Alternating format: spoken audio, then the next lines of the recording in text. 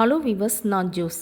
எக்கச்சக்கமான ப்ரௌசர் இருந்தாலும் Microsoft, Opera, Safari, Internet Explorer, Waterfox இப்படி உலகத்தில் எக்கச்சக்கமாக இருந்தாலும் எல்லாவற்றிலும் ஃபர்ஸ்ட்னு சொன்னால் அது கூகுள் க்ரோம் தாங்க. உலகத்தில் பெரிய லெவலில் இருக்கும் ப்ரௌசர் இன்றைக்கி வரைக்கும் கூகுள் க்ரோம் தான். 300 கோடி பேர் இதை யூஸ் பண்ணிட்டும் இருக்காங்க. அப்படிப்பட்ட Google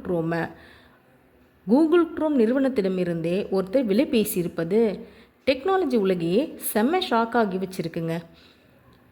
Google CEO Sundar Pichai ஒரு தமிழர் என்றதும், கூகுள் ப்ரௌசரை விலைக்கு பேசியிருப்பதும் ஒரு தமிழர் தான் என்றதும் பெரிய ஆச்சரியமான ஒன்று. யார் இந்த தமிழர்? வாங்க அவர் யாருன்னு பார்க்கலாம். அரவிந்த ஸ்ரீனிவாசன். இவர் சென்னையை சேர்ந்தவர். வெறும் 30 வயதானவர். ஐஐடி மெட்ராஸில் படிக்கணுன்றது அம்மா சொன்னதுனால சின்ன வயசுலேருந்து அவருக்கு ஒரு ட்ரீமாகவே இருந்திருக்கு. அவருடைய விருப்பமான சாய்ஸ் கம்ப்யூட்டர் சயின்ஸாக இருந்திருக்கு. ஐஐடி மெட்ராஸில் என்ட்ரன்ஸ் எக்ஸாமும் எழுதியிருக்காரு. அதில் 0.01% மார்க் குறைஞ்சிருக்கு. ஸோ அவருக்கு கம்ப்யூட்டர் சயின்ஸ் கிடைக்கல. இருந்தாலும் எலக்ட்ரிக்கல் இன்ஜினியரிங் கிடச்சிருக்கு. சைடில் பைத்தான், மெஷின் லேர்னிங் எல்லாம் படிச்சுட்டு இருந்திருக்காரு ஆன்லைனில். அது மட்டும் இல்லாமல் ஐஐடி மெட்ராஸில் பிடெக்கும் முடித்து எம்டெக்கும் முடிச்சிருக்காரு. 2017 அதுக்கப்புறம் யூஎஸில் கலிஃபோர்னியாவில் பிஹெச்டி கம்ப்யூட்டர் சயின்ஸ் படிச்சிருக்காரு. படிச்சுக்கிட்டே சில கம்பெனியில் இன்டர்னாகவும் ஒர்க் பண்ணியிருக்காரு. ChatGPT, OpenAI, Google brain, deep mind இப்படி எல்லாத்துலேயும் அவர் ஒர்க் பண்ணியிருக்காரு.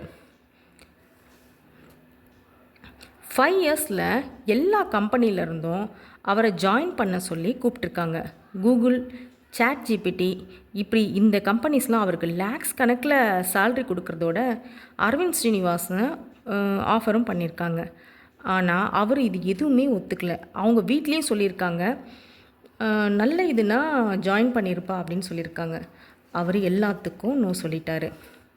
ஏன்னா அவர் நான் ஒரு கம்பெனி ஸ்டார்ட் பண்ண போகிறேன் அப்படின்னு சொல்லியிருக்காரு அவங்க வீட்டில்.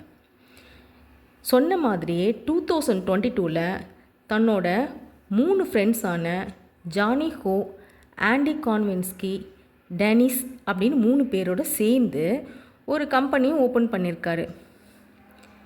கம்பெனி பேர்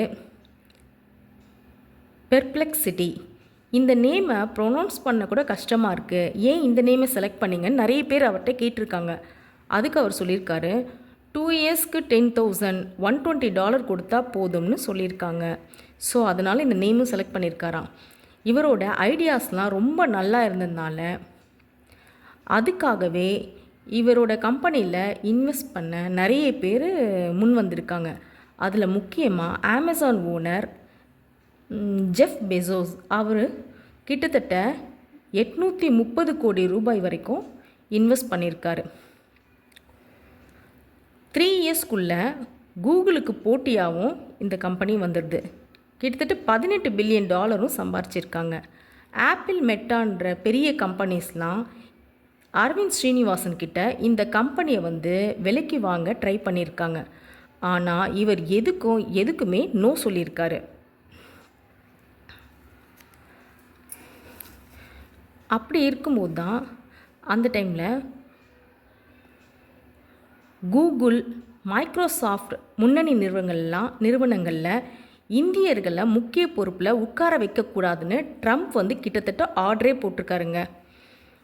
அப்படி இருக்கும்போது கூகுள் க்ரோம் சில சட்ட பிரச்சனைகளை சந்தித்து வந்த டைமில் தான் சுந்தர் பிச்சை கிட்ட கூகுள் க்ரோமை விலைக்கு கேட்டிருக்காரு அரவிந்த் ஸ்ரீனிவாசன். எவ்வளோக்கு கேட்டிருக்காரு தெரியுமா? 3,20,150 கோடிக்கு கூகுள் க்ரோமை விற்கிறதா இருந்தால் நான் வாங்கிக்கிறேன்னு சொல்லியிருக்காரு. உடனே என்ன ஆச்சு தெரியுமா?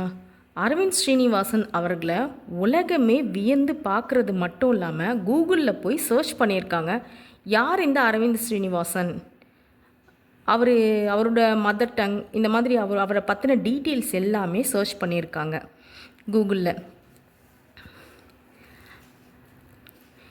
அது மட்டும் இல்லைங்க, நம்ம பிரைம் மினிஸ்டர் நரேந்திர மோடி அவர்களும் அரவிந்த் ஸ்ரீனிவாசனை 2 டைம் மீட் பண்ணியிருக்காரு. மீட் பண்ணி ஏஐ இண்டஸ்ட்ரியில் இந்தியாவில் வந்து நிறைய யங்ஸ்டர்ஸ் வந்து இதில் வரணும், அதுக்கு நீங்கள் சப்போர்ட் பண்ணணும் அப்படின்ற மாதிரி நிறைய பேசியிருக்காரு அப்படின்னு சொல்லப்படுது.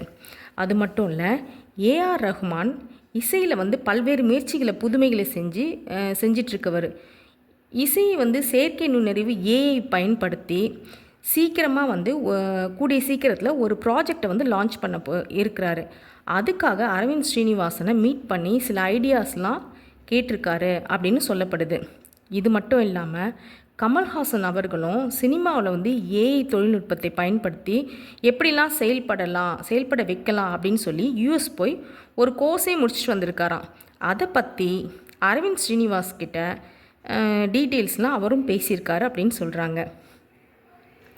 நம்ம சென்னையில் இருந்து யூஎஸ் போன அரவிந்த் ஸ்ரீனிவாசன் என்கிற தமிழர் அவரோட ஸ்டடீஸும் அவரோட டெடிகேஷனும் தான் அவர் இவ்வளோ உயரத்துக்கு போனதுக்கு காரணம். நெக்ஸ்ட் வீடியோவில் பார்க்கலாம். பாய்.